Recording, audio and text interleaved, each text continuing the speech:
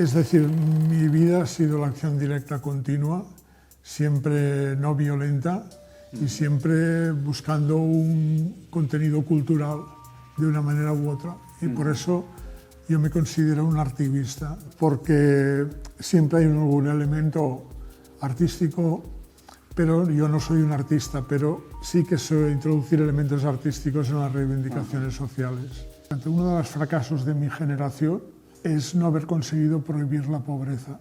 La pobreza hay que prohibirla, porque es inhumana, innecesaria y es un lujo que no nos podemos permitir tener pobres, porque muchos pobres tienen un conocimiento dilatado y tienen experiencia y son personas que pueden hacer aportaciones importantes.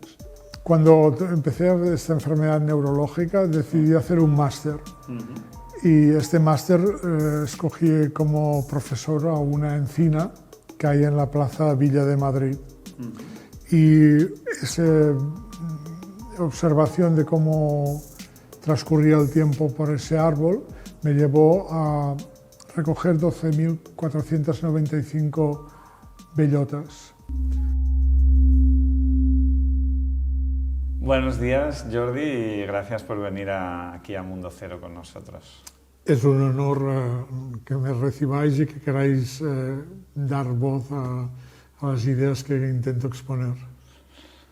Vamos a empezar por el principio. ¿En qué momento en tu vida, no sé si fue en la infancia o más adelante, te dio el impulso por querer hacer lo que has hecho a lo largo de más de 40 o 50 años ya? Bueno, tengo un entorno familiar propicio porque mi padre era catedrático de Ciencias Naturales y botánico. Y eso facilitaba el contacto semanal por Collserola, la sierra que hay junto a Barcelona. Sí. Y en ese ambiente familiar creo que fue un elemento importante. De todas maneras, hubo dos hechos en mi vida trascendentales. Uno es que atropellaron en una calle a una estudiante y protestamos pidiendo un semáforo y no nos hicieron caso. Y empezamos a organizar manifestaciones, eso era bajo la dictadura, era realmente complicado manifestarse. Pero el caso es que al final no nos hacían caso y pintamos un paso cebra por la noche, por el lugar donde queríamos que hubiera el semáforo. Y al día siguiente había una excavadora, había una pisonadora, un montón de policías que arrancaron el firme del suelo. Sí. Y lo que hicieron fue facilitar volverlo a pintar de negro y para que no se viera. Entonces yo me di cuenta que la acción directa no violenta podía tener mucha repercusión. Y de hecho lo que aprendí y transmití a Greenpeace cuando me integré en la organización internacional fue que la acción directa podía ser una manera de llamar la atención de la gente respecto a alguna injusticia o respecto a alguna agresión que hubiera al medio ambiente. Eso me llevó ya a acciones más contundentes, como la ocupación de las Islas Columbretes, que son unos islotes volcánicos que hay frente a la costa de Castellón, unas 35 millas náuticas, y las ocupamos para paralizar un bombardeo de las fuerzas aéreas norteamericanas que utilizaban los islotes para hacer pruebas de tiro. ¿Esto en qué año era, más o menos? 1984.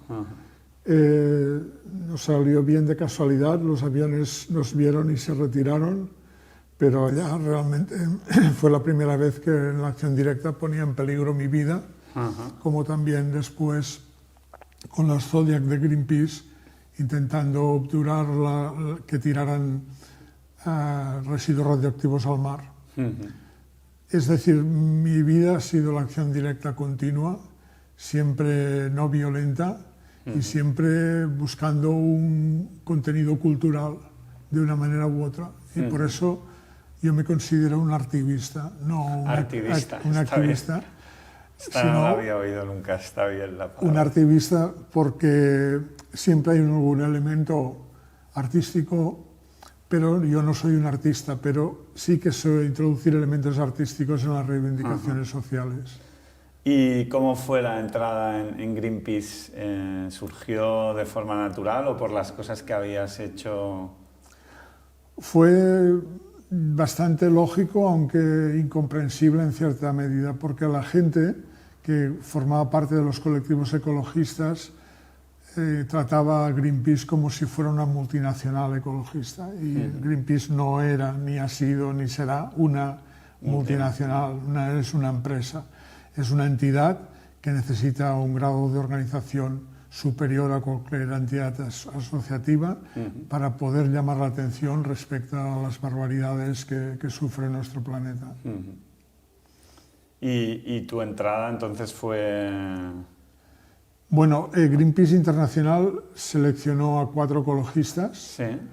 un gallego, un catalán, un mallorquín, un mallorquín y un madrileño, y formamos la junta directiva provisional, que después se fue consolidando con la apertura de una oficina primero en Madrid, otra después en Mallorca, con la idea de aportar al movimiento ecologista una profundidad que no podía por falta de recursos. Gran parte de las acciones directas de Greenpeace, ecopacifistas siempre, lo que pretenden es llamar la atención de los medios. Ahora con la sociedad de redes ha cambiado, porque nunca han hablado más de Greenpeace y nunca se ha visto menos Greenpeace. Porque la sucesión continua de imágenes y de comunicación y de información hace que en segundos quede olvidado lo que el oyente o el que está viendo una filmación o el teléfono desaparece con una gran facilidad. Hay que inventar un nuevo sistema ahora para atraer esa atención, ¿o es casi imposible, tú crees? Yo creo que es casi imposible. Lo importante es hacer y preocuparse por que sea conocido, naturalmente, pero no obsesionarse en ese aspecto.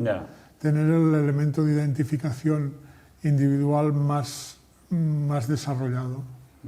Porque en realidad mucha gente puede sentirse motivada a hacer su propia acción directa.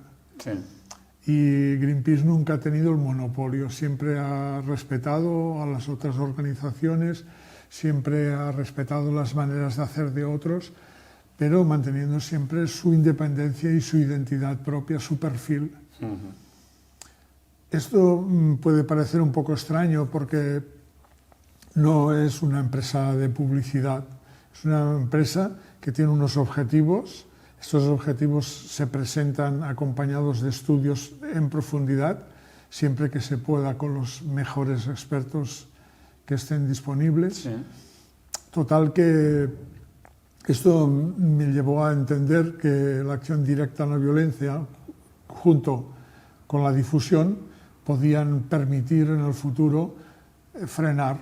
Y frenamos, por ejemplo, la flota ballenera.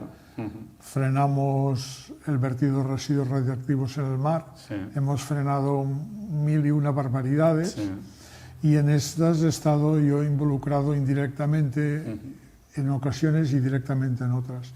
Todo esto llevó a conseguir llevar el barco de Greenpeace en el Mediterráneo, y ese verano tuve la desgracia de que me picó un insecto y me transmitió una enfermedad, y esa enfermedad desarrolló una diabetes que me obligó a dejar el cargo de jefe de campañas de Greenpeace y que me obligó a cambiar y volver a Barcelona. Llevaba ya 20 años fuera de Barcelona y no me quedó más remedio que volver a mi ciudad y empezar a desarrollar mi trabajo nuevamente como periodista. Fue un cambio muy importante, porque yo en esa época tenía el sueño de poder ir a vivir a África, a Burkina Faso concretamente, y todo eso tuve que olvidarlo y dejarlo. A eso se ha añadido, y con eso dejo de hablar de enfermedades, que tengo una enfermedad de degeneración neurológica que me ha afectado la movilidad de la pierna y que me afecta a la memoria, que me afecta al oído, pero no me afecta a mi entusiasmo. Sigo participando en acciones directas. El sábado colgué una pancarta, como pude, con la ayuda de mi hijo, de protesta en contra de un parque que lo están destrozando en Barcelona. Es casi un latido más de mi ser, el estar involucrado en la acción directa no violenta para conseguir llamar la atención respecto a barbaridades que se cometen injustamente. ¿Y hay algún proyecto que el que más te ha marcado en Greenpeace, que te sientas orgulloso por haber participado directamente, que crees que ha tenido un impacto? Bueno, mira, en el año 1966 se produjo un accidente nuclear en Palomares.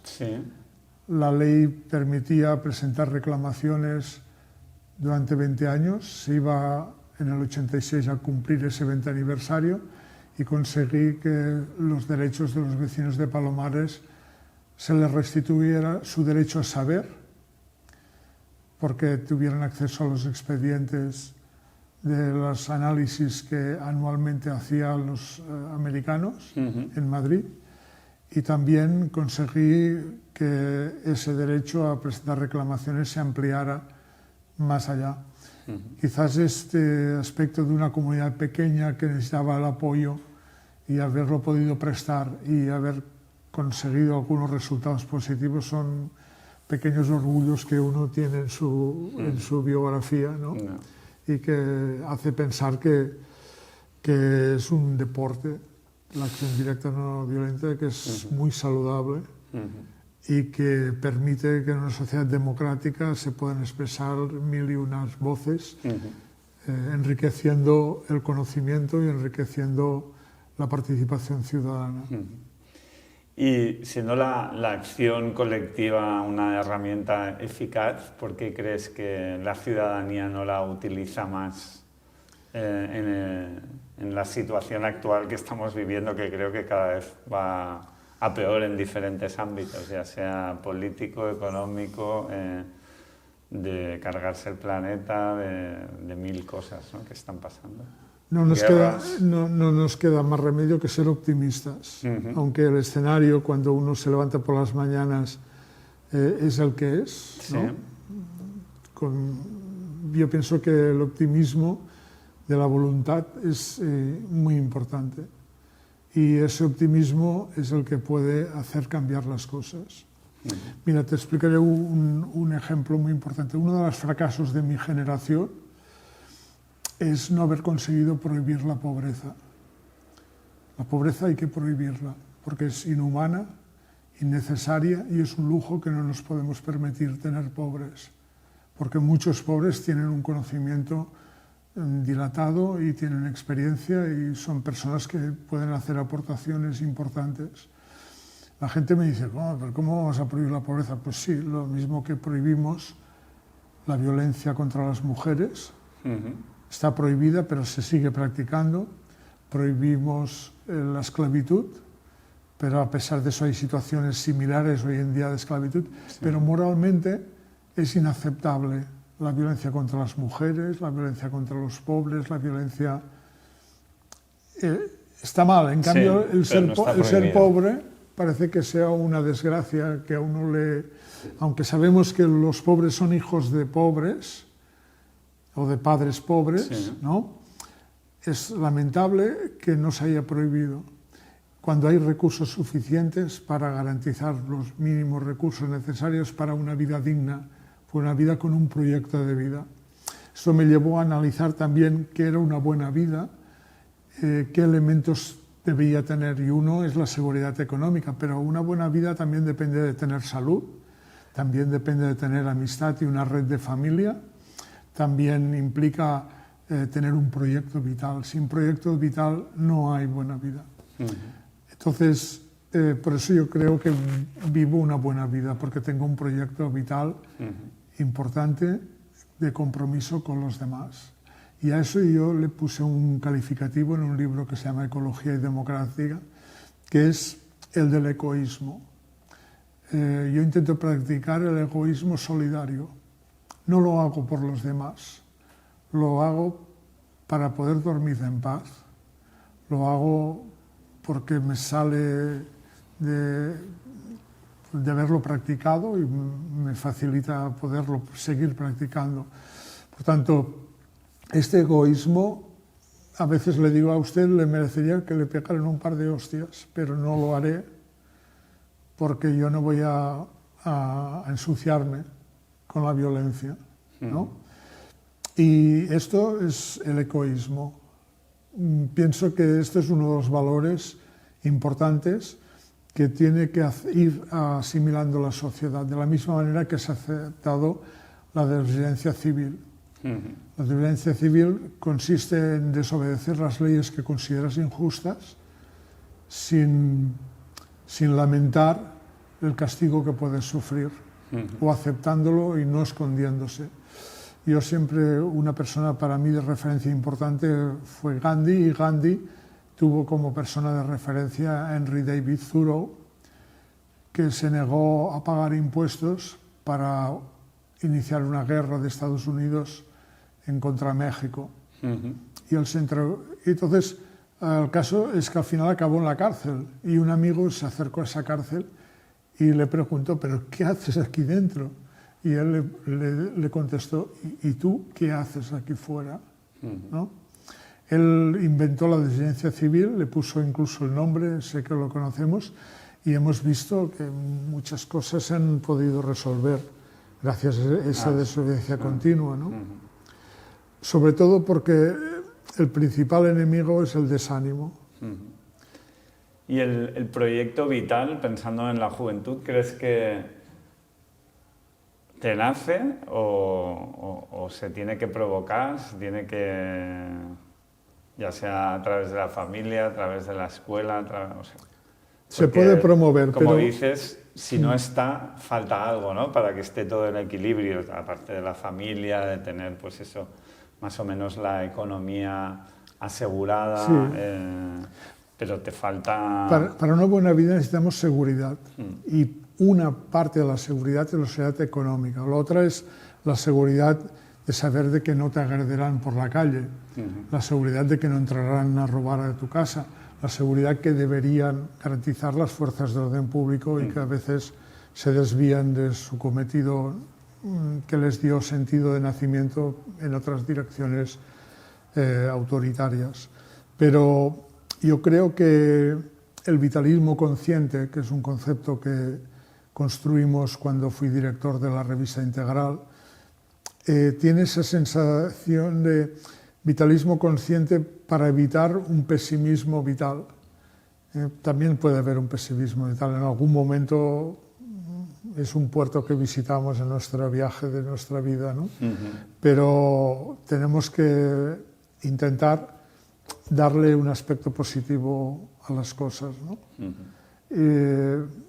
No sé, pienso que hay motivos suficientes. Podríamos hacer ahora una lista de desgracias que están ocurriendo estos mismos días, que son inaceptables, que no deberían haberse producido, ¿no? Y el debilitamiento de las Naciones Unidas es quizás una de las cosas más inquietantes que se da en nuestro tiempo, como los estados deciden hacer lo que puedan sin un control global de la Sociedad de Naciones, que era Naciones Unidas. Naciones Unidas hizo los derechos elementales individuales. Después aparecieron los derechos sociales, el derecho a la educación, el derecho a la salud, y ahora estamos hablando del derecho a la naturaleza, el derecho al medio ambiente, y estos derechos comportan prohibiciones. Y nuestra generación no ha sido capaz de prohibir la pobreza. Sí que ayudamos a los pobres de diferentes maneras, sí que puede mejorar, pero lo que debe hacerse es prohibir la pobreza. Hay suficientes recursos, por un lado, sería un ahorro importante económicamente prohibir la pobreza, y cuando se habla de rentas básicas universales, a estas ayudas económicas, no acaban de centrar cuál es el objetivo. El objetivo es, siguiendo otro lema mío, personas libres en una tierra habitable, ¿no? Que fue la síntesis de un programa, porque una vez un periodista me dijo, bueno, pero usted podría sintetizar más su programa. Y dije, bueno, sí, nuestro objetivo es personas libres en una tierra habitable, ¿no? Pero para ese proyecto vital que tú has tenido, ¿cómo haces para que gente joven le nazca ese espíritu, tú crees? Porque es difícil. Hay gente que dice, bueno, es que hay gente que sí, que tiene claro ya que tiene un camino, pero otros que no, ¿no? Entonces hay que provocar que las personas que no tengan un proyecto vital sean capaces de encontrarlo. Sí. Sí. No sé si hay una manera, digo. Cada uno tiene su propio camino y este vitalismo consciente lo puede desarrollar con orientación y con ayuda. Sin orientación ni ayuda no se consigue nada. Tengo un amigo que está dejando el alcoholismo y me dice que lo está haciendo solo. Yo digo, no lo vas a conseguir, necesitas ayuda. Y pedir ayuda es el primer paso, a veces, para poder cambiar las cosas, ¿no? Sí. Y pedir ayuda a veces nos da vergüenza, a veces nos sentimos poco motivados, esperamos no obtener respuesta, que es uno de los miedos que tienes, ¿no? Que cuando necesites ayuda, que no obtengas respuesta, que no tengas, que tu medio no te ayude al respecto, no te aporte. Pero claro, yo no tengo la fórmula mágica. Lo que sí sé es que mi pensamiento es individualista. No lo digo muy a menudo porque la gente entiende mal el individualismo, ¿no? Pero frente a las ideologías, ya sean islamistas, marxistas, comunistas, son siempre la clase social, la adscripción a un credo religioso, etc. En cambio, nosotros lo que tenemos que hacer valer es el individuo, el sujeto, ¿no? Y por eso la ecología y la democracia plena es la democracia ambiental, ¿no? Sí. Tiene mucho que ver. La ecología habla de los límites de nuestros recursos, del planeta, y la democracia también gestiona las cosas. No hay dinero para todo, habrá que acordar unas prioridades. No hay recursos infinitos, tenemos que adaptarnos a preservar el recurso. Y esto ha dado a nacer lo que yo llamo las nuevas culturas. La primera que nació fue la nueva cultura del agua, como concepto, que es decir, que tenemos que usar el agua de un río sin secarlo, por decirlo en palabras sencillas, ¿no? Pero esto se ha extendido en muchos ámbitos en los cuales podríamos llegar a un acuerdo global por encima de las ideologías. Por ejemplo, el agua, pues vamos a poner ese ejemplo, ¿no? Si el agua es un bien común y el agua es un bien, hay que poner los recursos para proteger ese bien común, ¿no? Sí. Pero en otros terrenos hay, por ejemplo, cuando se consiguió que Naciones Unidas declarara los derechos de la infancia y dijo que los niños no pueden ser víctimas de ningún tipo de violencia, ya sea física o verbal.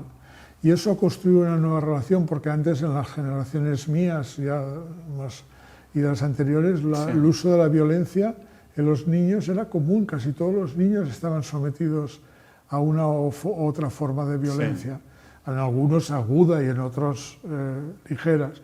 Pero hoy en día no aceptamos la posibilidad de que yo vaya y te pegue una hostia, ¿no? Sí. Porque nos parece inaceptable la violencia física. Pues, en cambio, eso se practica con los niños. incluso en algunas escuelas. Pero eso, estamos construyendo una nueva cultura de la infancia en el cual este ser es poseedor de todos los deberes y de todos los derechos desde pequeño, regulado en cierta medida por las capacidades de la edad, pero con una idea de fondo muy importante. Quien dice esto, diríamos, por ejemplo, la nueva cultura de la energía, de cómo debemos de tener recursos sin provocar daños colaterales negativos, ya sea por la radioactividad, ya sea por la contaminación atmosférica. Y la nueva cultura de la salud, ¿qué nos dice? Pues la nueva cultura de la salud nos dice que la salud en sí misma nunca existe de manera absoluta.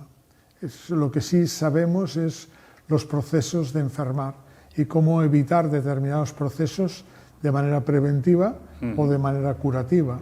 Pero de una manera u otra, ese concepto de las nuevas culturas obliga a llegar a acuerdos, porque normalmente los documentos que resumen estas nuevas culturas han sido redactados por expertos y por activistas, por personas que su compromiso contra la energía nuclear, contra la contaminación atmosférica, contra la extracción de recursos del subsuelo, etc.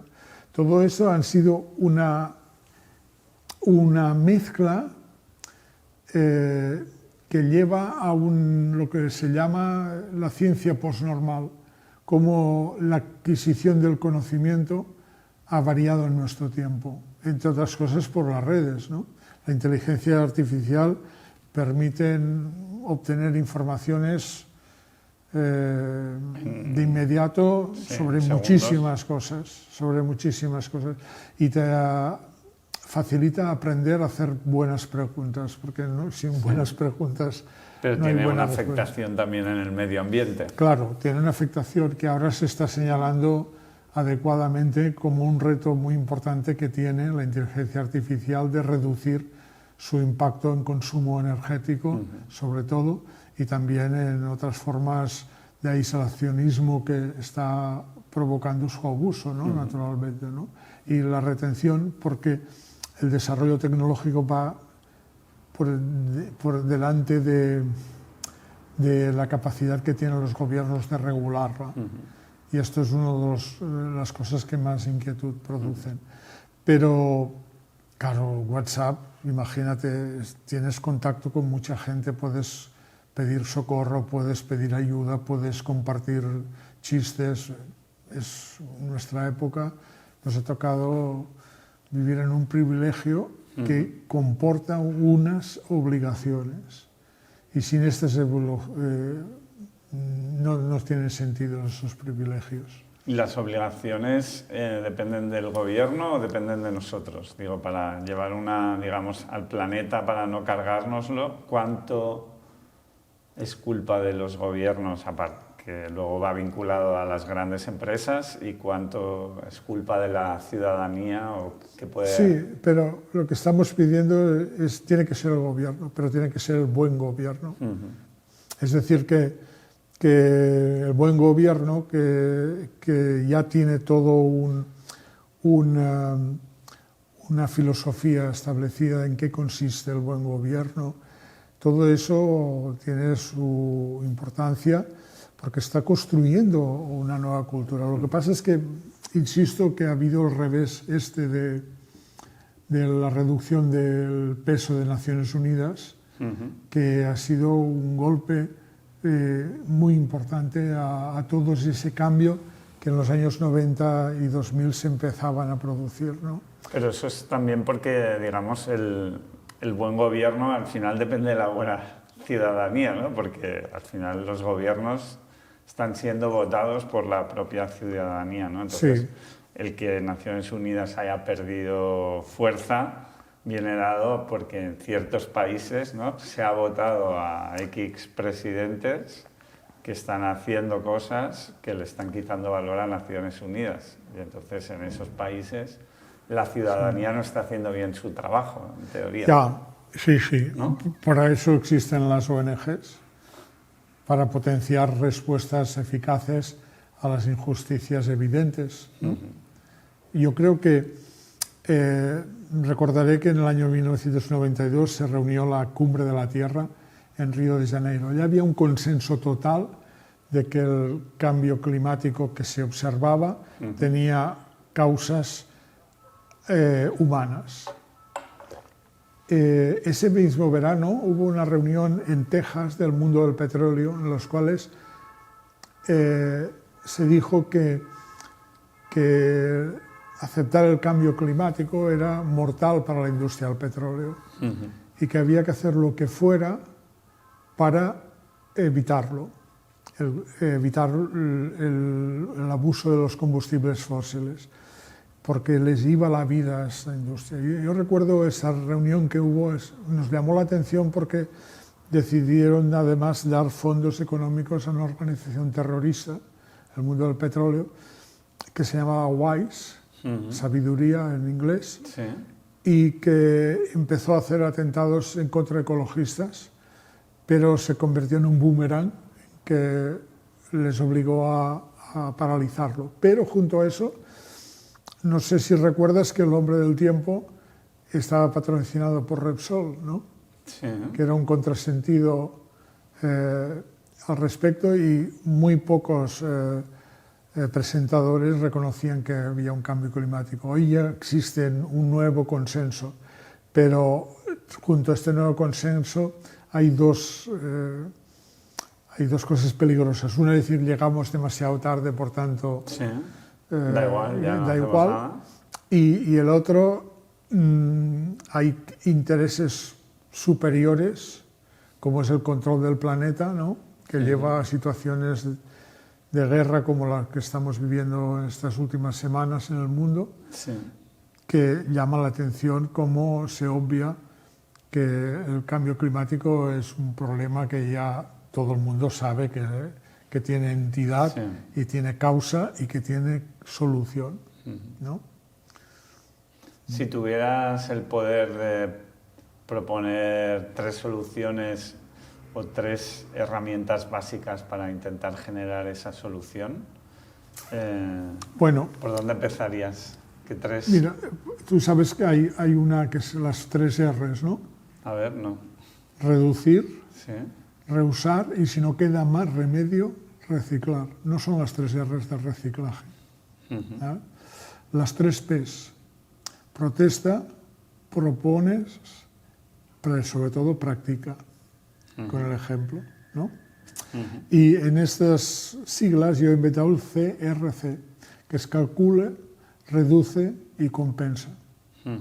¿Qué quiere decir calcular? ¿Cuánto tienes algún vehículo? Sí, ¿Cuántas emisiones por kilómetro? no lo sé. Pues tienes que Hay que saber, calcularlo. deberías que saberlo. Calcular e informar, reducir y compensar. Compensar lo que no se ha podido reducir, pero primero hay que reducir. Por tanto, toda esa publicidad que hay falsa de estamos plantando árboles, pero no me dices lo que has emitido previamente, empiezas mal, ¿no? Y por eso hemos de conseguir que las empresas... dicen que compensan, ¿no? O al menos dicen, ¿no? Hemos hecho esto y con todos estos árboles se compensa. Que luego también hice una entrevista con alguien que dice, no se trata de plantar árboles, porque a veces hay que limpiar los bosques más que plantar los árboles. No solucionan. Bueno, hay que fortalecer los bosques. Y plantar árboles puede ayudar a fortalecer, como puede ser por inadecuación del lugar donde escojamos, que la sequía los mate el verano siguiente, ¿no? Hay que hacer las cosas bien. Eso yo creo que el buen gobierno se impone en un país que tiene unos recursos limitados, que tiene unos potenciales que tiene que multiplicar y que tiene que compartir, ¿no? La seguridad económica de la globalidad también da seguridad económica a las personas que tienen más recursos, porque la seguridad tiene ese efecto indirecto. Segundo, necesitamos mejores empresarios. Cuando decimos mejores empresarios, es que sean sociedades cooperativas, sean sociedades anónimas o limitadas, todas ellas necesitan empresarios. ¿Qué necesitamos? Buenos empresarios, empresarios que tengan conciencia ecológica, que intenten innovar reducir, compensar todo el impacto que hay, pero sobre todo a través de la transparencia, no a través del engaño. Sí. Y aquí nos ha ocurrido que es el greenwashing, todo el engaño de hacer ver y presentar el como capitalismo ecologista. Sí, mucho... pero no tanto el capitalismo ecologista, sino el engaño. Porque a este engaño se han sumado no solo las empresas, que ahora se ha reducido bastante porque tienen miedo a ser acusadas de falsedad, etcétera, sí, de greenwashing, pero también ahora los que se han apuntado son los gobiernos. El gobierno de Barcelona es el que más hace en contra de la crisis climática, pero las emisiones aumentan, ¿no? España cumple los acuerdos, no los cumple, los incumple todos. Barcelona incumple todas las exigencias ambientales, todas, en reducción de residuos, en ordenación de esos residuos. Todo eso es un engaño. ¿Y qué pretende el engaño? El desánimo. ¿Para qué voy a tirar eso en la papelera que está allí lejos cuando sabes que en mi ciudad, en Barcelona, hay 26.000 papeleras? Lo que se recoge de la vía pública representa 40 kilos por habitante, teniendo en cuenta de que parte de los residuos también los hacen los turistas, pero asumiendo los residuos que se dejan en la vía pública y las 26.000 papeleras. ¿Sabes qué se hace con esas? Bueno, no son papeleras, son plastiqueras, porque lo que hay dentro de las papeleras es plástico, básicamente. Pues ¿qué sabes qué se hace? ¿Qué? Se recicla. No creo. Se manda a la incineradora. Nosotros hacemos el esfuerzo de separarlo y ellos lo incineran. Y ese engaño se ha popularizado y se ha extendido en el comportamiento de las administraciones. Y esto es también un aspecto que irrita bastante a los ecologistas. Pero también hay un engaño más peligroso aún, que es: ustedes siempre traen malas noticias. Ustedes, los ecologistas, siempre traen malas noticias. Sí. Y eso es terrible, porque claro, hay papeleras, hay 26.000, caray, ¿cuántas papeleras? Muy bien, tal, ¿no? Pero claro, llega el ecologista y dice, sí, pero ¿qué se hace de lo que hay dentro de las papeleras? Se compacta y se manda al vertedero o a la incineradora. Ya estamos trayendo malas noticias con lo bien que había quedado el alcalde con esa proclama falsa, pero proclama. Y eso me inquieta también, porque hay gente que cree que el movimiento ecologista es un movimiento prohibicionista. Si pudieran, prohibirían la caza, prohibirían los toros, prohibirían los envases no retornables, prohibirían tal. Y entonces se da una idea de un movimiento prohibicionista, cuando en realidad lo que está pidiendo el ecologismo es una democracia que aún no existe, que es la democracia ecológica, que es asumir entre todos nuestro conjunto de responsabilidades. Y la reducción, que entiendo que es necesaria para que no se vaya toda la mierda, también es algo que tenemos que asumir todos. Entonces, a la gente le cuesta asumir que tenga que reducir las cosas. ¿Cómo se consigue transmitir ese mensaje para que no sean negativos, sino...? Bueno, con la información.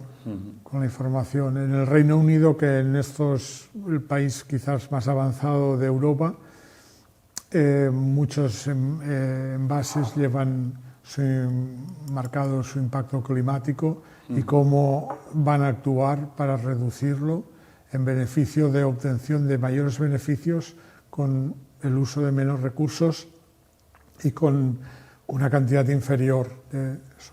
De hecho, para decirlo de una manera, nosotros nos tendrían que dar una tarjeta con las emisiones que nos tocan por persona y año.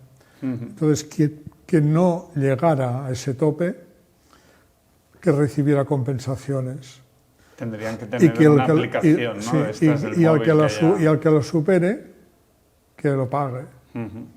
yo creo que se han ensayado algunos ejemplos al respecto, pero aún no tenemos un buen sistema para calcular, como una calculadora climática, que permita con facilidad ver dónde estamos respecto a los demás y cómo podemos reducir. Yo a eso he dedicado un libro que se llama Por un buen clima, Sí. Que hay 100... Que lo has separado en 100, ¿no? Sí, en 100 fichas Sí. de información, que cada una de ellas está pensada para motivar una discusión. Y tuve ocasión de probarla con estudiantes de bachillerato, Sí. que escogieron ellos los temas y compartimos las reflexiones. Hace falta educación ambiental. Es esencial eso, pero también hace falta palos. Palos. Palos, sí, multas. Tú, si no hubiera Sí, sí, claro. multas, se harían muchas Bueno, el uso infracciones. el uso del cinturón muchas en el infracciones, coche sí, se sí. ha conseguido a través de multas, yo Claro, creo. claro. Es decir, le hemos informado de los beneficios, le hemos dicho que es obligatorio, si usted no cumple, será sancionado. Las sanciones no son buenas, porque a nadie le gusta que les sancionen, naturalmente, ¿no? Sí. Pero son imprescindibles. Yo recuerdo en Nueva York que había una campaña diciendo el ayuntamiento ha hecho tantos programas informativos, ha hecho tantas papeleras, ha hecho tanto. Si usted no colabora, lo único que puede conseguir son multas. Yo recuerdo esa publicidad que cuando llegó me llamó la atención, ¿no? Pero claro, a mí no me gusta poner multas. Claro. Yo no estoy aquí en esta vida. En esta vida no estoy que empiezan para. a multar, luego no les van a votar, entonces no quieren poner multas porque entonces no ganan y no gobiernan, ¿no? Claro, fíjate ahora. Ahí hay un círculo ahora vicioso. se sanciona no diluir agua cuando tu perro hace pipí, ¿no? Se sanciona. Pero en cambio se deja fuera de obras papeleras, bolsas, y nadie dice nada. ¿Por qué? Porque tienen miedo. Las autoridades intentan evitar escabullirse y traspasar el problema al futuro mandato, ¿no? Y por eso realmente muchas tareas que están programadas no se ejecutan. ¿Y el activismo, cómo crees que ha evolucionado de los 80 cuando entraste en Greenpeace a la actual? Y si crees que debería de evolucionar de otra manera para intentar mantener el planeta a salvo. Seguro, cada día se están inventando propuestas, algunas llegan demasiado rápidas y quedan en el camino y otros tardan en llegar y no se ejecutan. Es decir, tener una buena idea es necesario, pero hay que saberla plantear en el momento justo y con los recursos necesarios para poder ir creando una base social de opinión favorable, ¿no? Yo creo que, fíjate, vuelvo a lo de los niños que antes te he dicho. Ahora no verás a nadie pegando a un niño en la calle en nuestras ciudades. Sí. Porque será recriminado por cualquier viandante que te llamará la atención. ¿Pero usted quién es? Pues que se ha pensado que puede pegar a un niño y tal, ¿no? Yo creo que ha habido un cambio cultural. Los ciudadanos, el problema que hay es que nosotros formamos parte de una cultura cristiano-católica, que es diferente de la cristiano-protestante. La cristiana católica podría resumirse que la culpa es de los otros. Siempre la culpa es de los otros, no eres tú. No asumir la culpa. Y en cambio la cultura protestante siempre la pregunta es ¿yo qué puedo hacer? Que es una perspectiva muy distinta, ¿no? ¿Qué está en mis manos hacer? Pues en tus manos hacer es decir no gracias. Esto no, porque tiene un sobreenvasado innecesario. No, quiero este envase, gracias, no gracias. Y sabiendo que las compañías quieren seguir vendiendo sus productos y que de una manera u otra tienen un reto tecnológico y ambiental que avanzar. que es posible que afecte positivamente o negativamente a sus beneficios, pero tienen que constatarlo. También, claro, en una comunidad protestante, la responsabilidad individual, porque es más individualista, es una cultura más individualista, tiene ese aspecto positivo. En cambio, nosotros estamos siempre dando la culpa a los demás. Fíjate, en nuestra conducta diaria, la culpa siempre es de los demás. ¿Y eso es directamente por el tema religión, tú crees? Bueno, tiene un sustrato religioso. Sí. Fíjate, de todas maneras, hay un valor común en todas las religiones. Ese valor común es el trata a los demás como te gustaría que te trataran. Tanto en la religión musulmana, como la cristiana, como la judía, como sí, es otras. La que más religiones comparten, ¿no? Predica con el ejemplo y trata a los demás como te gustaría que te trataran. Que es otra manera de denominar lo del egoísmo que antes te decía. Y todas las religiones tienen este principio en común. Pero ese principio no tiene el peso social que debería tener. Somos una sociedad que le gusta o tiene demasiada felicidad a rechazar de manera absoluta cosas o aceptarlas de manera absoluta. En cambio, las sociedades protestantes, la ética práctica cumple un papel muy importante y las conclusiones y las discusiones éticas están en los periódicos, etc. Hubo un periódico gratuito en Barcelona que se llamaba ADN y tenía una sección semanal de ética práctica que tenía muchos lectores y que conseguí crear un ambiente al respecto cuando aún no existía WhatsApp, cuando aún su uso era muy minoritario, ¿no? Hoy en día pues ya ves que no hay que dar la dirección postal, con la dirección electrónica es suficiente, puedes acumular mucha información basura, pero también puedes acumular cosas vitales que te pueden orientar, que te pueden ayudar a vivir una vida intensa, esa buena vida que decíamos y esas exigencias que tiene la buena vida. Fíjate, además me hizo mucha gracia cuando las leí, fue un escritor de derechas y dije, ole, seguro que seguro sí, que le habrán dado algo.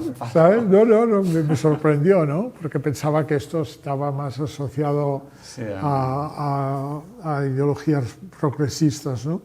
Pero me sorprendió muy positivamente.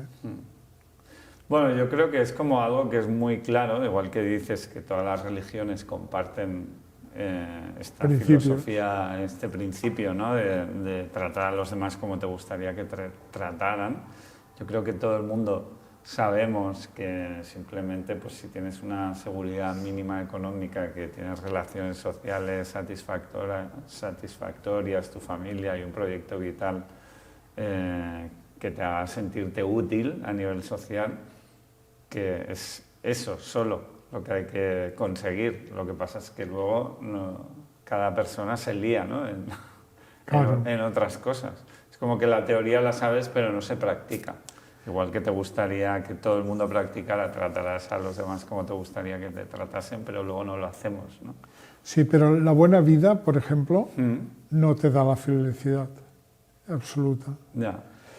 La felicidad es otra cosa, porque claro, yo puedo tener garantizadas esas condiciones, la salud, los ingresos y tal, pero si esa chica no me hace caso, yo soy un infeliz. Claro, pero la felicidad absoluta yo creo que no se tiene nunca. Ya. Está inventado el yin-yang también para decirnos, ¿no? Que hay... Quizás nos quedamos en la dicha, ¿no? Sí. Más que en la felicidad. ¿Qué representa para ti una encina plantada en Barcelona? Bueno, háblame de la encina. Cuando empecé esta enfermedad neurológica decidí hacer un máster. Y este máster escogí como profesor a una encina que hay en la Plaza Villa de Madrid. Y esa observación de cómo transcurría el tiempo por ese árbol me llevó a recoger 12.495 bellotas. En 9 semanas y media me ayudó mi hija y mi hijo. Los fines de semana las contábamos y los lunes las plantábamos. Y planté únicamente, porque ya no cabían más, 4.000 hijos de esa encina. 12.495 eran unos 60 kilos de bellotas por árbol. Y no es un árbol excesivamente grueso, sino que pasa un poco desapercibido. En la Plaza Vila de Madrid, de Barcelona. ¿Y dónde plantaste los 4.000? Bueno, el tercio. entonces convoqué a accionistas y reuní 100 accionistas. Los accionistas, ¿quiénes son? Los que actúan. No los que invierten, sino los que de acción, los que cambié la perversión del lenguaje y conseguimos repartir que si estos 100 accionistas y otros muchos más plantaran, porque a los 5 años en el vivero me dijeron, ya no pueden estar, tienen que salir estas encinas de aquí, ¿no? Y algunas tienen ahora un grosor así, o sea que han crecido en condiciones, otras han muerto, porque también hay la tasa de mortalidad es muy importante. Fíjate que si de cada árbol nacieran 12.495 árboles cada año, no habría sería una selva intransitable, por decirlo de una manera. Pero me parecía que la cuantificación de las cifras, el hecho de que me acuerde del 12.495, hicimos la primera asamblea de accionistas en la Fundación Miró de Barcelona, que se nos acogió. Hicimos un concierto, un encuentro, plantamos 2 encinas en motivo de las que habíamos hecho crecer.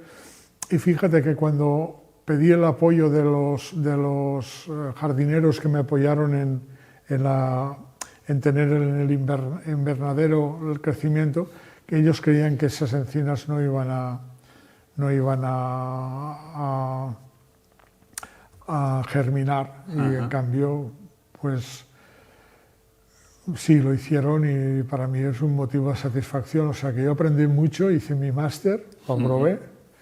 Conseguiste accionistas, ¿no? Conseguiste accionistas que siguieron la labor. Y permitió además pagar todos los transportes y todos los costes que había asociados. Y lo hicimos con un sistema de Berkami, que era este sistema como de crowdfunding. Y además tuve suerte porque mi primo me regaló 20 pinturas que se quedaron parte de los accionistas. Mi primo era Vigas Luna, que era el director de cine y que era un gran activista en cuanto a la plantación de árboles, como lo era mi abuelo y mi padre. Mi abuelo estuvo plantando pinos con piñones germinados hasta los 74 años o así, porque cada año iba andando desde Barcelona hasta Montserrat, unos 60 kilómetros. La última vez que lo hizo fue cuando él cumplió 70 años. Pero ejemplos de insistencia está lleno. Tenemos que buscar buenos ejemplos para divulgar todo este material, que en realidad lo que es un profundo humanismo. Un humanismo, porque yo la ecología considero que es el humanismo de nuestro tiempo. Tiene una voluntad humana, incluso los que practicamos el vegetarianismo desde hace años, que no juzgamos a nadie, pero hemos establecido unas normas y las cumplimos. Y punto, y nada más. Son nuestras normas, son nuestros compromisos, somos nosotros como ciudadanos los que debemos ser protagonistas de nuestra vida, porque si no eres protagonista de tu vida, ¿de qué vida vas a ser protagonista? ¿No? ¿Crees que hay que ser más estoico para entrar en esa dinámica? Sí, ¿no? Sí. Hay que hacer el arte. Hay antes hemos hablado de la nueva cultura del agua. Gandhi con Pandit Nehru están al lado del río Ganges, Sí. hablando por la mañana, y Gandhi coge un cubo de agua para lavarse y empieza a lavarse y ¡pum! Y el cubo se cae. Entonces se enfada y el otro digo, coge otro cubo, le dice Pandit Nehru. Coge otro cubo y dice, no, pero si ya lo sé que hay miles y miles y millones de cubos, pero ese era el mío. Ese era el cual es el mío. Y esa es la actitud ética. ¿Por qué hay que consumir poco? Por tal? Hay que consumir lo suficiente, pero hay que evitar que haya el mínimo residuo posible. Sí. ¿Crees que es imprescindible en la época en que estamos que haya un decrecimiento económico para sostener el planeta? Un acrecimiento, un decrecimiento no. Un acrecimiento. ¿Qué quieres decir con acrecimiento? Es un pequeño... No se trata de volver atrás en un sentido negativo, sino organizar las cosas para que con menos recursos se puedan obtener mayores beneficios. Y esto es normalmente se ha dicho el decrecimiento, porque como es tan exponencial el crecimiento de la humanidad, aunque haya muchas guerras, no hay manera de que la humanidad se reduzca en números absolutos. Esperemos que pues, no claro, haya una manera demasiado violenta. Sí. ¿No? Que cada vez parece que se acerque más ese momento, pero de una guerra nuclear que ahí sí que supongo que reduciría la población. Sí, pero yo creo que ha habido economistas franceses que utilizaron el concepto de decrecimiento como un revulsivo para que se tome conciencia, porque en realidad, fíjate, el problema que tenemos es que tenemos un dilema. El dilema es, ¿qué queremos? ¿Más Estado? ¿Más barrenderos? ¿Más maestros? ¿Más eso? ¿O queremos más sociedad? Menos funcionarios y más sociedad. Más personas responsables, corresponsabilizarse de las cosas. Porque claro, si conseguimos una economía más cooperativa, necesariamente tendrá que reducirse el consumo. De hecho, la Unión Europea tenía unos objetivos para el 2030 de reducir los recursos expresados en kilogramos de materiales, tanto en alimentos. Claro, por ejemplo, para alimentar a una persona hace falta 6 toneladas de producción de alimento, que acaban quedando en 600. Comemos 1 kilo al día, ¿no?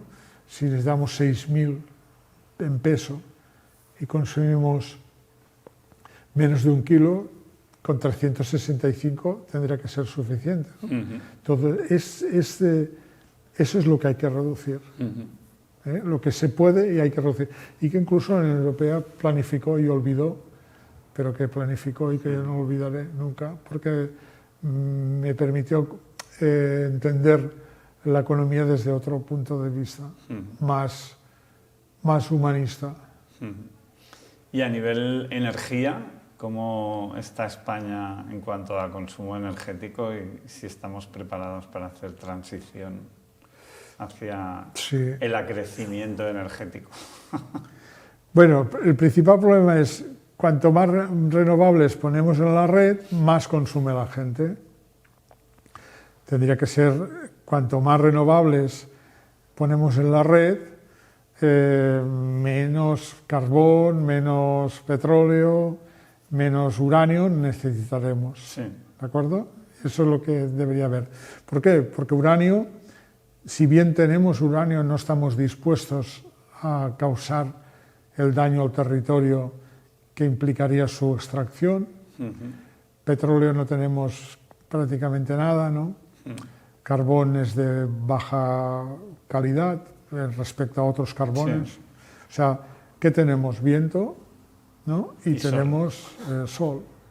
Pues este es un magnífico recurso. Si hace 10 años hubiéramos mantenido esta conversación y pensáramos que en las últimas semanas, muchos días, gran parte de la electricidad que se ha consumido procedía del viento, me hubierais dicho que yo estaba mal de la cabeza y que era absurdo. Pues en cambio estamos viendo de que podría haber ahora un nuevo acelerón de las energías renovables y que este nuevo acelerón va a conseguir una independencia energética muy importante, porque nosotros podemos aumentar la eficiencia. De hecho, nos hemos comprometido antes del 2030 a aumentar la eficiencia en el uso de recursos un 30%. No llegaremos, pero eso es lo que nos hemos comprometido. Pues esa eficiencia hay que multiplicarla, por un lado, pero además hay que tener presente de que la eficiencia es un estilo de deporte también, que es muy saludable para las empresas. Producir más con menos, esto es un principio casi empresarial, ¿no? Sí. ¿El capitalismo verde crees que puede existir o las empresas, o hay que educar a los empresarios? Bueno, yo creo que los empresarios, hay muy buenos empresarios en la economía social y solidaria, y hay buenos empresarios en el sector privado que seguro que encontrarían estímulos profesionales importantes con un compromiso ecológico superior. Es decir, que la responsabilidad social corporativa, que se convirtió en carta naturaleza, yo recuerdo que la primera vez que intenté entender este concepto fui a la Biblioteca de Económicas y pedí un libro sobre la responsabilidad social corporativa y me dijeron, solo tendremos un libro que nos parece que habla de esto, que se llama Cómo vender más a los japoneses. O sea que reducía la responsabilidad social al reclamo, al uso de reclamos falsos que deben rechazarse siempre que sea posible, ¿no? Y evitarlos. Pero claro, yo creo que hay grandes empresarios que estoy seguro que se sentirían muy cómodos. He conocido casos concretos incluso, ¿no? Gente que trabajaba para multinacionales y que trabaja para la economía social y solidaria, para las cooperativas, para la economía social. Y en realidad lo que hemos de hacer es no prohibir los ricos, tenemos que prohibir los pobres. Porque si alguien quiere obsesionarse, si tú, por ejemplo, tú a partir de hoy, yo cuando hice la mili, me acuerdo que hubo un amigo que me dijo, yo me voy a hacer rico. ¿Y cómo lo vas a hacer? De cualquier manera. Y acabó mal, pero bueno, eso parece un cuento. Sí, de cualquier manera lo suena muy bien. Pero si alguien quiere obsesionarse en tener dinero, que se obsesione. Cuando se vaya a morir no se acordará de eso, se acordará de las horas que estuvo en su oficina, ¿no? Se acordará del paisaje aquel maravilloso, se acordará de aquella relación que tuvo, ¿no? No sé. Los medios de comunicación hablan poco de las cosas que importan a nivel ecologista, a nivel activista. Se habla poco porque dependen de empresas y grandes empresas que no les interesa, o porque crees que se habla poco. ¿Crees que se habla más ahora? Yo no doy abasto a la información. Yo tengo un pequeño defecto que es que sigo leyendo periódicos en papel y con un cuchillo corto los artículos que tengo que leer con calma y no doy abasto. Hay cantidad de información a nuestro alcance. Y claro, los medios de comunicación responden a los intereses económicos que hay detrás de ellos, ya sean de sindicatos obreros o de la patronal. Pero los medios de comunicación son lo que son, ¿no? Para bien y para mal. Qué difícil es sin la inyección de dinero que los medios de comunicación vivan por ellos mismos. Es un problema. Difícil, que lleva a veces a evitar la independencia de estos medios, ¿no? Ya lo dijo el director del diario El País, que ahora cumple 40 o 50 aniversario, ¿no? Sí. El País, diario independiente de la mañana. Y dice, el periódico lo hacemos por las tardes, ¿no? Bueno, claro, Yo estoy muy involucrado en publicaciones alternativas y considero que cumplen, han aumentado su calidad. Fui director de la revista Integral, que se convirtió en una revista para toda una generación, ¿no? Sí. Con ese concepto que antes hemos explicado, ¿no? de vitalismo consciente, ¿no? Intentando promover la buena vida, en realidad, ¿no? Se trata en última instancia, de esto. Sí. ¿Cómo ves a la juventud a nivel de...? Cuando yo era joven había muchos burros, y había muchos fachas, y había personas intolerantes, y ahora también. Lo que pasa es que quizás tienen menos eco unos que otros, según el momento histórico, pero estuve en una comida el sábado con unos 200 jóvenes, son todos muy motivados para acabar sus estudios, para desarrollar una profesión. Yo soy muy optimista con los jóvenes. Claro, que hay burros, pues siempre habrá burros. Perdonad, que me perdonen los animales, que son un animal muy inteligente. Yo siempre digo que me llamo Vigas con B de burro, ¿no? Porque los admiro, pero yo creo que nos han entendido, ¿no? Cuando hablábamos tenemos que ser más exigentes también con la juventud, porque esperamos más, y una de las cosas es la exigencia. ¿Exigentes en qué sentido? En el sentido cultural e intelectual. Tienen que encontrar un valor valioso, el acceder al conocimiento, y acceder al conocimiento ordenado. Claro, ahora es como... Las grandes empresas que quieren ganar mucho dinero no les ayudan, ¿no? Con las redes. Ya, pero las redes también tienen muchas cosas positivas. Yo no le veo... Claro, si tú ahora me metes en la Biblioteca Nacional, entras en la Biblioteca Nacional y empiezas a mirar, coger libros, al cabo de pensarás, bueno, pero ¿qué buscas? ¿No? Que hay dos personas en la calle y uno está buscando por el suelo algo y dice, ¿qué buscas? Dice, no lo sé, dice, aún no lo he encontrado, ¿no? Pero por eso son importantes las preguntas y por lo tanto es importante saber qué quieres para encontrar lo que tú quieres, no cualquier barbaridad que uno puede entrar en internet, ¿no? Si tuvieras que hacer un acto no violento activista ahora que influya en mejorar el planeta dentro de 10 años, ¿qué harías? Un acto como los que hiciste en su momento y que influya en la mejora del planeta, de la sociedad en los próximos 10 años. Pues mira, lo haré la semana que viene o la otra. Vamos a presentar una coordinadora verde de Barcelona. Sí.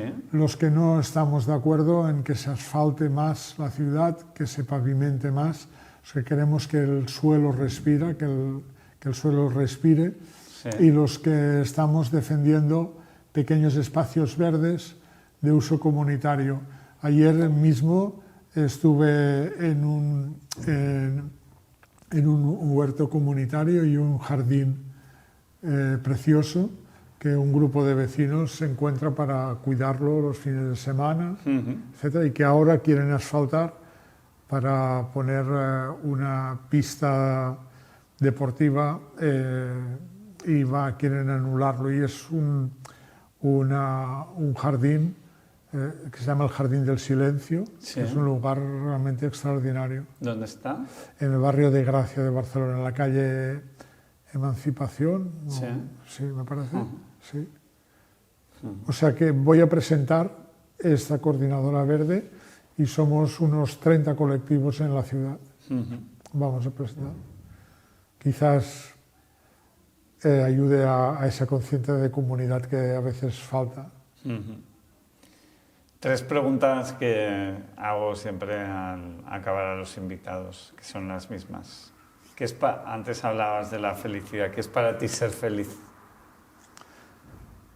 Bueno, ser feliz es